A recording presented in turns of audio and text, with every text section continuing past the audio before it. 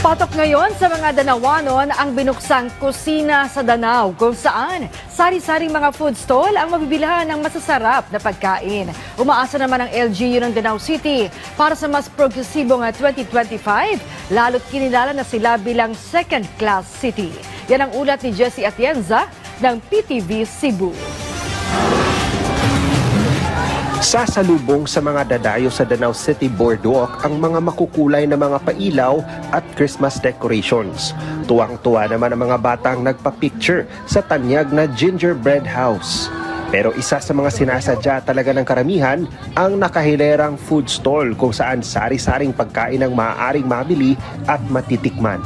Siyempre, hindi mawawala ang tanyag na Cebuano lechon. Ayon sa LGU ng Danau City, espesyal ang kanilang selebrasyon ng pagsalubong sa bagong taon dahil kamakailan lang kinilala na ng Department of Finance bilang second-class city ang Danau City. Ang kanang pag-upgrade to second-class city, mutaasa ng among minimum wage. No? So, malipay ng mga taga-Danau sa government o mga private companies, mutaas ang among minimum wage. Usas advantage.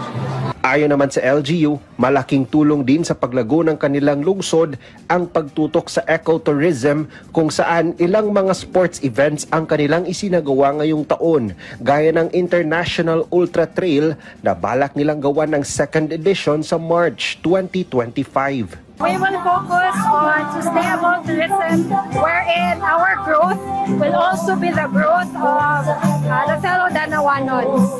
Umaasa naman ang Danau City na sa patuloy ng paglago ng kanilang lungsod ay sasabay din ang pagpasok ng mas maraming investors na makatutulong sa mga mamamayan.